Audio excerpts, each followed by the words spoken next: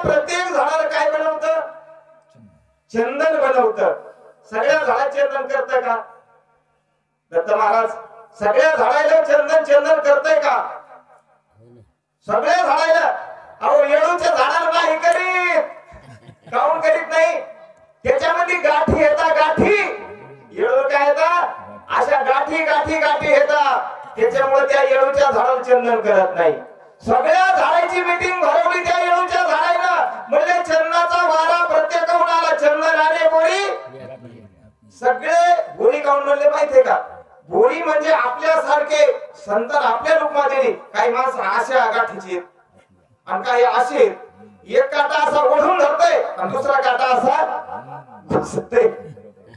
Committee म्हणते आनंद महाराज गोरखनाथापासून 7 दिवस जायचं नाही. आणि घरचे म्हणते सत्यच करीत राहा, सत्यच करीत राहा. एक काटा असा टोकतोय आणि एक काटा असा इकडे ओढतोय. याला बोळीच असं सगळ्या झाडाला उदाहरण असो. मग त्याने मीटिंग भरवली आणि ते सगळे गेले ब्रह्मदेवाकडे. सृष्टीचा ब्रह्मदेव ते म्हणले गड्या हरकत नाही. देवाकडे ग्रहाला गेलं म्हणले तुम्हाला सगळ्याच्या आमची दिंडी निघली की सगळ्याच्या तुम्ही पुढं बतात सगळ्याच्या पुढं. आणि हे पहा मग सप्ताह जरी संपला दिंडी जरी आली तर तुम्ही खाली राहणार नाही तर मंदिरावर मंदिराच्या कळसाच्या वर. कशामुळे मानदेला? आता पुन्हा एक झाड राहिलं पण त्यात चंदन करीत नाही. चंदन सांगा नाव सांगा लवकर. येळून चंदन करीत नाही. येळून वर मिळाला. दुसरं एक झाड आहे त्याला विद्ये चंदन होत नाही. त्याला असंच कारण नाही.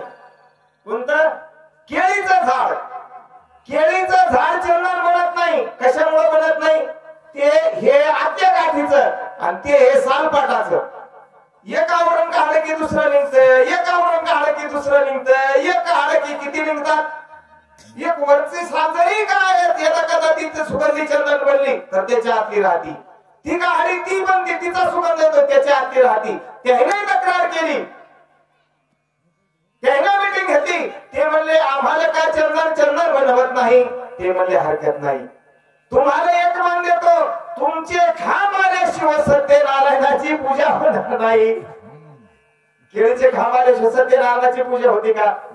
चांगल्या कार्याला केळीचे खांब आल्याशिवाय पूजाच होत नाही. तसं झालं जसं चंदन हे दृष्टांत दिला. चंदनाच्या एका झाडाचा बळीमार अख्खं डोंगर चंदन बनवलं. तसा एकच भारत भक्तीचा. पण अख्खा नंदीग्राम त्या ठिकाणी राममाई केला आहे. नाही आपण तिथे गेला नाही उकडून आणला. फक्त अंगाचा वार अंगवातवरून गेला. तिने गिरी केला तिने गिरी केला चंदन. नाही आपण तेथे गेला. तिथे गेले का संत आपल्या इथं आले का? ज्ञानेश्वर महाराज तुकाराम महाराज भंडारा सोडून इथं आले का? आपल्याला तिथं गेलं नाही. संत आपल्याकडे नाही आले आणि आपणही संताकडे गेलो नाही.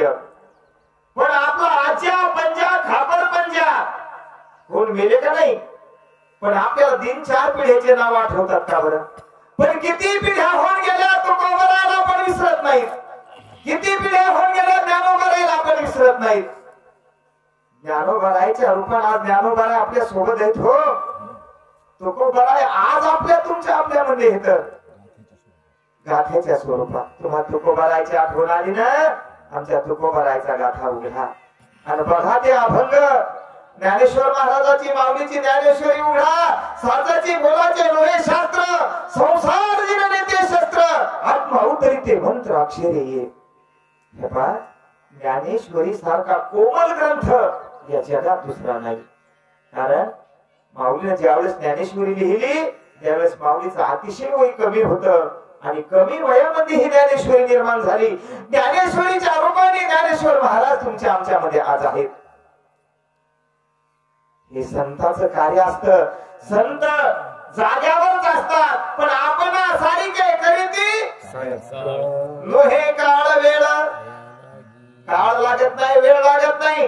डोंगरात ते झाड उपटून जसे त्या चंद्राजवळ जात नाहीत, चंद्रही त्या झाडावर जात नाही, त्यांच्या सुवासानं त्याच्या सुगंधाला अख्खा डोंगर सुगंधी होतो. तसं भरताच्या एकट्या भरतामुळं अख्खा नंदीग्रामाचं राममय बनलं आहे. एक वनस्पतीचा बडी बडी वार, एक चंदन केला डोंगर, भक्त सिच सुवास थोर आवरिला. एकाच वनस्पतीचा बडीवार आहे हा.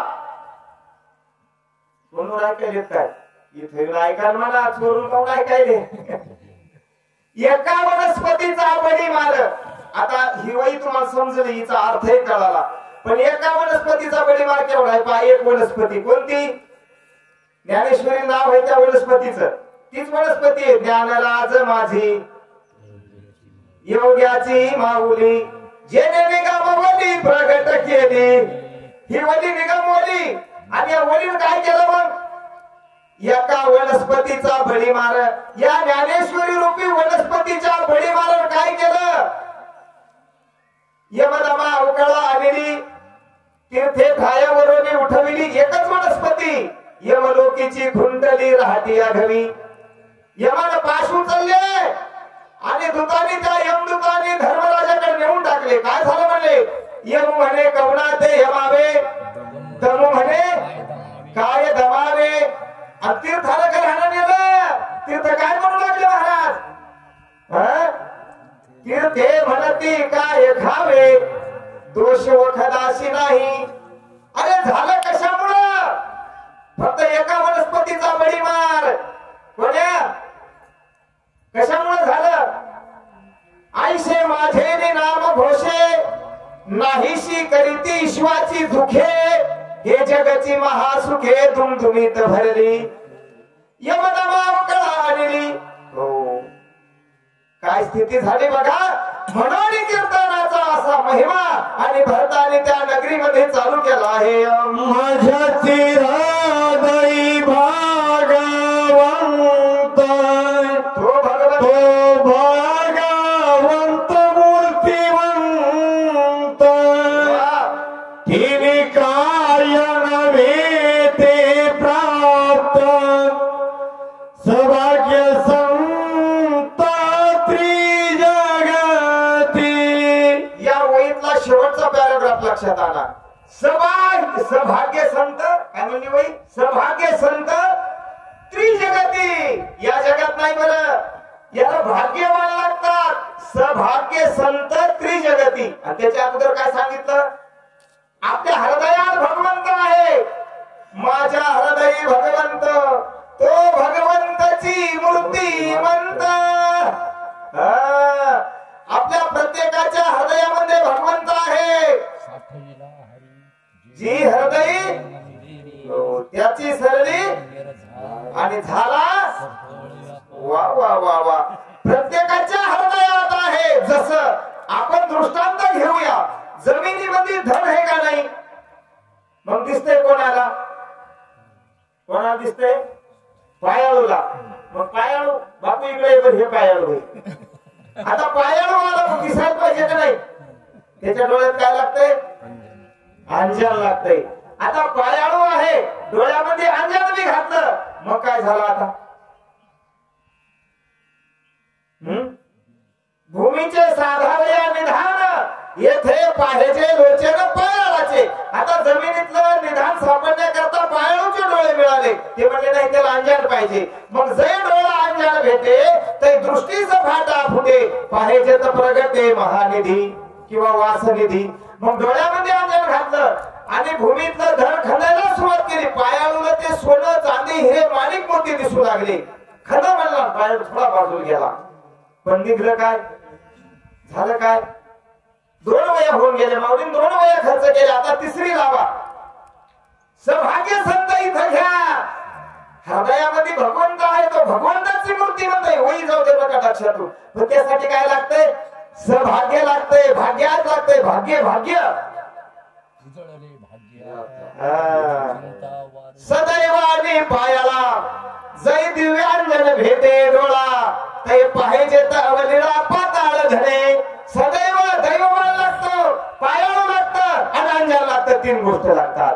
याला म्हणतात तिळ तिळ पुण्य साचा पडे ऐशे बहुत जन्मी जोड जोडे तरी जगा आतुडे नाम तुझे आणि समागम घडे. हो, एका जन्मातल्या पुण्य होत नाही. भरतीच्या हृदयात भगवंत होता, हृदयात राम होता, तोच भगवंत, तोच भगवंत मूर्तिमंत सगळ्या जगामध्ये त्यांना दिसू लागला आहे. दृष्टी विषय समजताय रामरूप देखत भरताय दशाला दर्शन देताय सदवत रामरूपाय. आपल्या डोळ्याचा विषय काय? डोळ्याचा विषय रूप बघणे. आता डोळ्याचा विषय एकच बनलाय, 300 किंवा 350 रुपयाचा रिचार्ज. तुमचा आमचा सगळ्याचा मोबाईल मध्ये जनता झाली. दुसरं काही का तुमच्या घरी नाही असा मोठा? आपल्याकडे कसं तर आपल्या मुलाकडे असत. सगळ्याचा विषय काय बनलाय? नजरेने पाहणं, दुसरं काहीच नाही. या विषया वाचवणे काही आपल्याला माऊलीकडे जावं लागेल. बरं मना नाही बोलता येणार. विषया वाचवणे काही आन सर्वथा रम्यच नाही ऐसा स्वभावच पाही इंद्रियाचा. हा इंद्रियाचा स्वभाव आहे.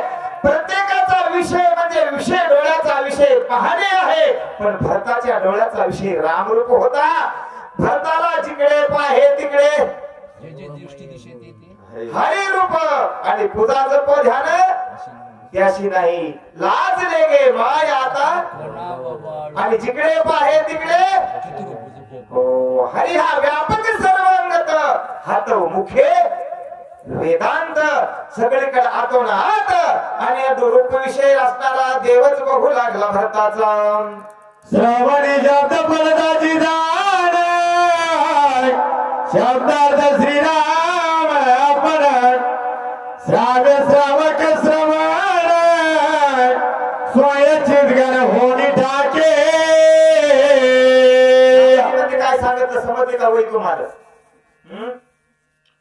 कानाचा डोळ्याचा विषय सांगितला रूप बघणे. पण भरताच्या डोळ्यानं त्याला राम रूप दिसत होतं, सगळ्याला दाखवत होता तो. आता कानाचा विषय श्रवणाचा विषय श्रवण ऐका. श्रवण म्हणजे कान. कानाचा विषय काय आहे? ऐकिने. शब्द हा कानाचा विषय. मी कुठून जरी बोललो, दिल्लीहून मुंबईहून जरी आपल्याला कोणी बोलला, संभाजी महाराज ओळखलं का? महाराज म्हणतात ओळखलं ना. हो काय येण्यासारखं झालं, तुम्हाला ओळखणार नाही का? याचं कारण काय? तुम्ही तो माणूस पाहिला का? पाहिला नाही पण ओळखला. कारण कानाची देवता दिशा आहे. कोणत्या जरी 10 दिशेतून जरी शब्द आला तर त्याची दैवता त्याला ज्ञान करून देते की हा शब्द या व्यक्तीचा आहे. डोळ्याची देवता सूर्य आहे म्हणून डोळ्याला डोळ्यात दिसतं का? डोळ्याला कशाला दिसतं? चष्म्यान दिसतं का? मग डोळ्यात दिसतं का चष्म्यान दिसतं? आता चष्मा आहे, डोळे येत आणि रात्री लाईट गेली मग कशाला दिसतंय? बॅटरीनं, हे का नाही? पण भर दुपारा दिवसा 12ला रात्री 1 वाजता गेलेलं प्रेत भीतीला टेकून दुपारच्या 12 वाजता मुलगी आली आणि म्हणली बाबा मी किती लांबून आले, मला एकदा तरी बोलान, माझ्याकडे एकदा तरी पाहान. आता कुठे गेली नजर? आता चष्मा बी आहे, दुपारचे प्रकाश आहे, पण जो त्याला दाखवणार आहे तो त्याच्यातला निघून देखवी ऐकवी. हो तसा कानाचा विषय रामरूप बनला, डोळ्याचा विषय रामरूप बनला. आता दुसरा इंद्रिय बघू भारताचा. ध्याने गीत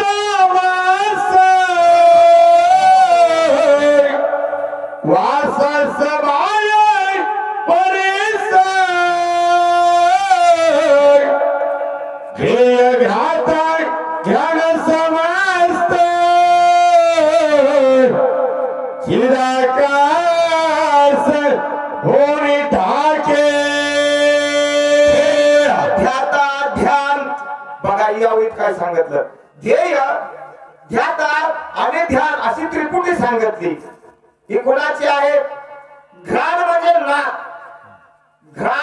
घ्राणाची देवता अश्विनी कुमार आहे. अश्विनी कुमार घ्राण नाकाची देवता आहे. म्हणून आपल्याला सुगंध आणि दुर्गंध कळतो. एक जण म्हणला महाराज हे नाक इथं असं सवान पाहिजे होतं. नाक पाठीमागून टाकलं तरी जसं आपल्या ते ट्रॅक्टरचं ते फिल्टर कुठं असतं हवा घ्यायचं, इंजिनचं कुठं असतं वरती असतं, तसं इकडल्या बाजूला इकडे टाकायचं असतं का नाही. ब्रह्मदेव तेवढे वेळे नव्हते. ही चेकिंग मशीन आहे. तिकडून काय आलं इथं आधी तपासायचं मग आत सोडायचं. इथं चेकिंग आहे नाकाची. या म्हणून नाक म्हणले. नाक्यावर गाड्या पहिल्या थांबायच्या, चेकिंग व्हायची आणि मग मधात जायच्या. तसं हे नाक आहे. नाक याच्यामुळे नाक नाव पडलं. याचं नाव घ्राण आहे, याचं नाव श्रवण आहे, याचं नाव नेत्र आहे. पण हे याला काही कारणास्तव नाव पडले. तसं सुगंध जे घेऊ लागला भरत नंदीग्रामामध्ये, तर ध्येय ज्याचा सुगंध घेऊ लागला ते सुगंध, ज्याच्यामुळे घेऊ लागला म्हणजे ज्या नाकामुळे घेऊ लागला तो नाक, आणि ज्याचा घेऊ लागला ती वस्तू. ध्येय, ध्याता आणि ध्यान ही त्रिपुटी भरताची राममय झालेली आहे. ऐका दुसरा इंद्रिय काय करतो? वाचा घेऊन जाईल स्पर्शासी तव तो ही ते राम स्पर्शासी त्वचा स्पर्शनासी सद समरसी श्रीराम. त्वचाला काय झालं? सहज समरसी श्रीराम. त्वचा घेऊ जाय स्पर्शासी. आपली त्वचा जर मंडपाच्या बाहेर बसली तर चटके लागायले महाराज, ऊन लागायले आपली त्वचा. आणि रात्री शर्ट असून वरून काय घालावं लागतंय? शूटर घालावं लागतंय महाराज. थंडी लागायला लागली आणि पाणी चालू झाला की तो आपली त्वचा लय वाजायले, लय काकडो पावसानं. पण ऐका, आता कुंभमेळ्यामध्ये जातो मी प्रयागराजला आणि भरताच्या स्थितीतले तिथले असणारे साधू संत बघा. आणि माऊलीची वही सांगतो, ती वही तिथं लावा नेऊन तुम्ही. कोणती? शीत येढावे, उष्ण पांघोरावे, उष्टीचे असावे घरातू. शीत येढावे म्हणजे हिवाळ्यामध्ये मार्गशीर्षाचा महिना किती थंडी कडाक्याची, ते लोक बर्फाच्या ढिगाऱ्यात राहतात. आजही बर्फात आहे तिथं संत. त्याला थंडी लागत. शीत येढावे. चैत्र महिन्यात किती ऊन लागतं आपल्याला, ते आहारावर झोपलेले दिसतेवर. उष्ण पांघोरावे.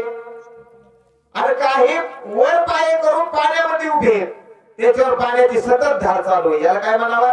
वृष्टीचे असावे घरातू. या प्रमाण काय सांगा बरं? प्रमाण या प्रमाण काय? या तीन गोष्टीला शीत येढावे, उष्ण पांघोरावे आणि वृष्टीचे असावे घरातू. ही भरताची स्थिती होती. या प्रमाण द्या. ब्रह्मानंदे लागली टाळी मग देहाती कोण सांभाळी. एकदा का ब्रह्मानंदाची टाळी लागली रे बाबा, तर मग वृत्ती झाली निवृत्ती. मग जन दिशे ज्यावेळेस वृत्ती आपली निवृत्त होऊन जाते त्यावेळेस जगात जग हे डोळ्यात दिसत नाही. जग हे जनार्दन दिसत. मग त्याला गरम, थंड आणि उष्ण कोणत्याच गोष्टीची बाधा होत नाही. तशी भरताची त्वचा झाली होती. त्याला गरम स्पर्श नाही, थंड स्पर्श नाही, पाण्याचा नाही, उन्हाचा नाही, विस्तव्याचा नाही. कारण राममयी त्वचा झाली होती. आता दुसरा इंद्रिय बघू काय करतो. रसनारातलियावरी घेता राम रसाची गोडी ही फुटी झाली दे सोधाडी रसना ओसंडी रसा. रसना म्हणजे काय? आपण डोळ्याचा विषय बघितला, कानाचा विषय बघितला, त्वचेचा बघितला आणि प्रत्येकाला माऊलीने एक वही दिली ज्ञानेश्वरीची. आपल्याला या रामायणाच्या वहीला त्यांनी एक वही दिली. याचं कारण काय?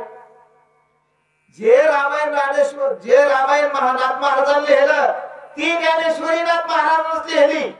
जरी सच्चिदानंद बाबांनी लिखाण केली असली शक्य 1212 तरी हे बरोबर आहे. पण अंजान वृक्षाची मुळी कंठाला लागली त्या निमित्तानं ज्यावेळेस ज्ञानेश्वर महाराजांनी नाथबाबाच्या हातात ज्ञानेश्वरीचा ग्रंथ दिला आणि तो ग्रंथ ज्ञानेश्वर महाराज पैठण क्षेत्रावर घेऊन आले आणि ज्ञानेश्वर महाराजांना ग्रंथ लिहिला. माऊली नाथाच्या वया बघा खालच्या. ग्रंथ पूर्वीच अतिशुद्ध, पाठांतरी शुद्ध अबद्ध, तो शोधून या विविध आणि प्रतिसिद्ध ज्ञानेश्वरी. माऊलीने ज्ञानेश्वरी सिद्ध केली, पण नाथबाबाने प्रतिसिद्ध केली पुन्हा डबल. ती ज्ञानेश्वरी आता आपल्याला काय म्हणून रामायण आणि ज्ञानेश्वरी अशी जुळती मुळती चालती. काय होऊन वही काय होऊन गेली? रचना. रचना म्हणजे जीव. आपली रचना कशामध्ये रचली बरं? आपली रचना रचली आता पंक्ती रचण्यावर कळत आहे का नाही? वरच येऊ दे त्याला काय म्हणतात? तरी कोणी शहर आहे का नाही? आणि बापू जरा ओढून गेले है ना. ही आपली रचना आहे. पण ऐका, ज्या तुम्हाला वही ज्ञानेश्वर महाराजाची मिळणारच आहे आपल्याला, पण तुकोबाराकडे जाऊन पुन्हा माऊलीकडे येऊन पुन्हा आपण भरताकडे जाऊ, असं त्रिवेणी संगम चालू आपण. कारण सप्त्यातले रामायण होत्या थोडी वेळ असो. तुकोबाराय ज्यावेळेस जेवायला बसले कोणासोबत? आपल्या स्वतःच्या मेवण्यासोबत. आणि आपल्या बाईचा जर भाऊ आला तर बाई भांबावून जाते. भावासाठी वेगळा स्वयंपाक, मोठ्या प्रेमाचा स्वयंपाक. जेव्हा पुण्याचा सण आलाय, दादा मला नेण्याकरता आले तर आणि बाईने कशातच मीठ टाकलं नाही. आता स्वयंपाक कसा झाला असेल बिगर मिठाचा. आणि दोघं मेवणे जेवायला बसले आणि जेवण झाले, बैठकीत बसले. आमची जिजा माताना पहिला घास खाल्ला, दुसरा खाल्ला, आमटी खाल्ली, भजे खाल्ले, सार खाल्ला, वरण कशातच मीठ नाही. आणि म्हणली तुक्या, अरे तुला नाही आता तू काही खातोस, पण भाऊ मेला ना उपाशी. हा कमरेवर पदर खोसला बैठकीत आली. तुम्हाला ते महाराजाच्या बायका का लय हे असतात काय? नाही नाही नाही नाही. कारण त्या तो काही घरी नसतो, तो बाहेर असतो, त्याला सुद्धा म्हणत राहावं लागतंय. राहावं लागतंय का नाही? कारण ती सगळं करते ना भोईनी घरचं. तसं तुकाराम महाराज म्हणजे आवले आवले झालं काय? अगं तुला कळत नाही का? तुम्हाला कळत नाही का? म्हणजे मी कशातच मीठ टाकलंय, तुम्ही सांगा ना. तुकोबारायन काय उद्गार काढले हो? तुकाराम महाराज काय म्हणले? बोला बोला. काय खातो आम्ही कासया संगती. तुम्ही आज भावकीच करायले, काल किती प्रमाणात देऊ लागले. काय खातो आम्ही कासया संगती, नेनो हे श्रीपती कैशा परी. आम्ही काय खातो आणि कशा संग खातो ते म्हणजे देवालाच माहित. कशामुळं? ईश येतो त्यांचा नावडे कमाई बापच. धन नाही जन नाही. आणि काय खातो आम्ही? कोणता? रूप विषय, रस विषय, तिखट आंबट तुरट खारट, ते आम्हाला काही सुद्धा माहित नाही. हे पहा, म्हणजे दृष्टांत सांगत नाही, घड्याला सांगतो. आपले गुरुवारी अवधूत गुरुजी संक्राळेकर, कावीला मोठा, कावीला गुरुजीला साक्षात्कार झाला. किसन बाबा स्वप्नामध्ये गेले, म्हणले सप्ताहाला सुरुवात करा. आणि तो सप्ताह सुरू केला गुरुजीनं, बाल ब्रह्मचारी. आणि आम्ही अशी बसायचो आणि गुरुजीच्या जवळ खेळायचो. बरं, आमचं काहीतरी भाग्य असं. मार्ग धावून गेले आधी दयानिधी, आता पुन्हा तशी महात्मे होणे नाही. गुरुजी सारखी, किसन बाबा सारखी होऊन गेले गोविंद महाराज. गुरुजी म्हणले, पोरो आजच्या कीर्तनकाराला फोन लावा. आणि गुरुजीने एक वही सांगितली ज्ञानेश्वरीतली. मी रसनिंदिरावरच पण घडलेला खरा गोष्ट सांगायलो, कारण रस विषयावर चालू आहे आपली वही. भावात रामानातली रस विषयावर वही, आणि रस विषयावरच गुरुजीने वही सांगितली. म्हणले आता आजच्या कीर्तनकाराला फोन लावा, त्याला विचारा काय स्वयंपाक करायचा. फोन लावला. कुठरो काले देवगाव फाटा जिंतूर. हो म्हणले महाराज, इथरो कालो. काय करायचा स्वयंपाक? काही चालतंय, तुमच्या पंक्तीला असेल ते आपल्याला चालते चालते. पण कीर्तनकार का टिकून म्हणला, तुमच्याकडे कोणत्या भाज्या मिळतात? टमाटर, गोबी, मेथी, वांग. मग यापैकी एखादी भाजी तुमच्या शेतात असती तर ती बनवा. ज्वारीच्या भाकरी टाका. कोकणचे गहू चालत, मला ऍसिडिटी, तुरीचं वरण चालत. असा जर करीत असला तर त्या श्रीफळ द्यायचं, सांगायचं महाराज तुमची तारीख पहिली आणि शेवटची, आता पुन्हा आम्ही तुम्हाला फोन लावणार नाही. आणि तो का म्हणला, मी काही खातो, तुमच्या पंक्तीला जेवतो. आता वही ऐका, गोड सांगायचे गुरुजी. गुरुजी म्हणायचे, आपण ज्यावेळेस जेवायला बसतो ना त्यावेळेस असं पाणी फिरवतो आणि काय म्हणतो, वदनी कवळ घेता कशामुळं? अन्न हे काय आहे? पूर्ण ब्रह्म आहे. म्हणून त्या ब्रह्माला नाव रंग रूप नसतात.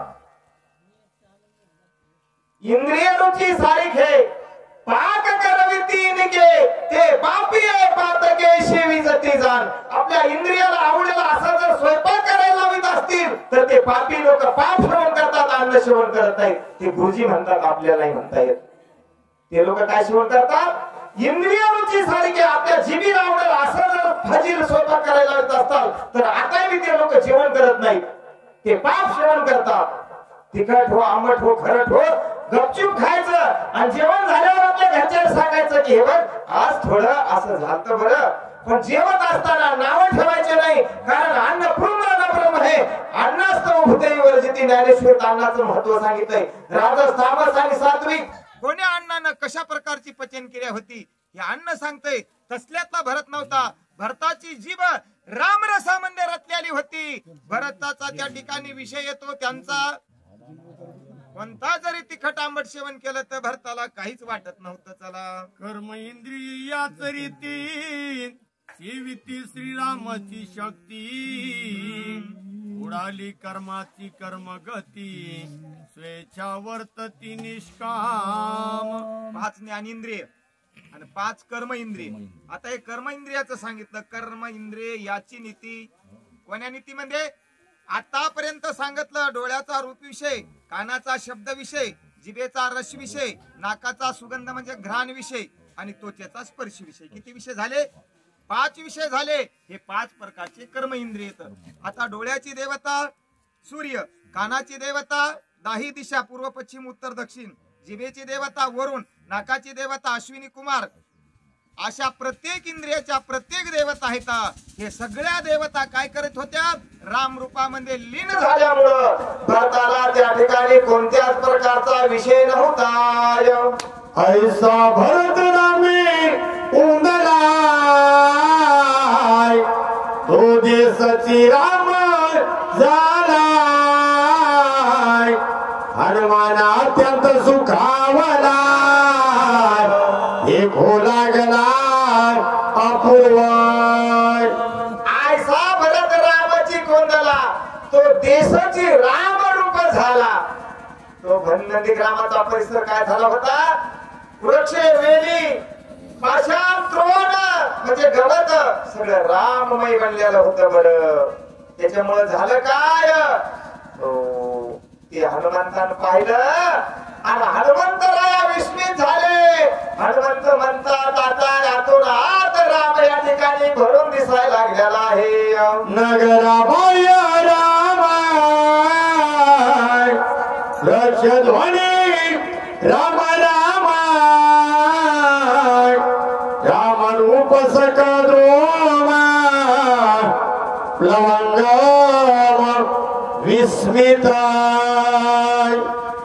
वृक्षामध्ये राम, प्लवंगम राम, रूप राम. काय झालं? विठ्ठल जळीस्थळी आतमध्ये हरी, बाहेर हरी आणि हरीनी घर या देव. देव पहावया गेलो तो देवची होणी. सगळीकडे त्या नंदीग्रामामध्ये आतून आत कोंदून भरलेला राम सगळीकडे दिसू लागलेला आहे. दिशा धुंदमिती रामे रणे कोंदली राम नामे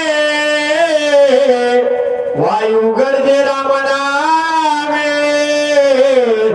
योम रामे कोंदले. पश्चिम उत्तर दक्षिण सारे 10 दिशाला राम नामाचा जय घोष चालला होता. योम म्हणजे तृण, वल्ली सुद्धा राम नामामध्ये गुरफटून गेलेले आहे.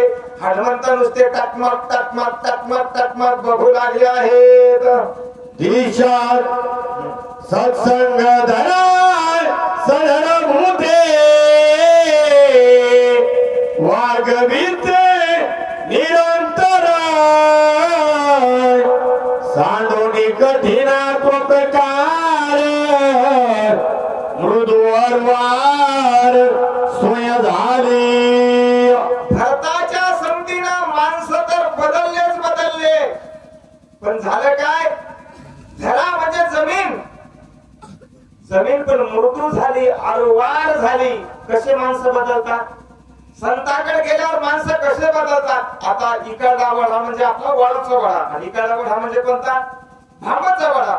हे दोन वडे जर पूर्ण आले तर काय होतात, वडे राहतात का. तर वरी वहळ वहळ जवळ पावे गंगा जळ, आणि गंगा पूर्ण दुधना अशा 10-5 नद्या जर समुद्राला मिळाल्या तर काय राहतात, काय होते, त्या नद्या राहतात का.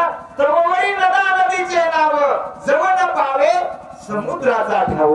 तसं वैर भाव विसरून त्या ठिकाणी सर्व काही आणि राममय झालेले आहेत.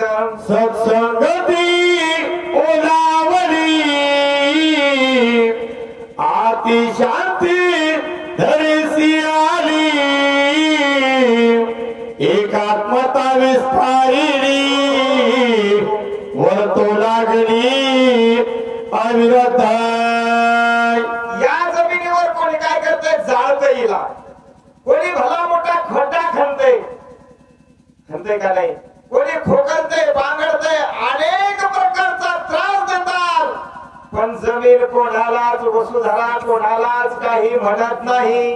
कारण ती शांती आली, तिच्या अंतःकरणामध्ये प्रेम उद्भवलं. कशामुळं, भरतासारखे भक्त या भूमीवर आहेत, अजून काही जगामध्ये आहेत.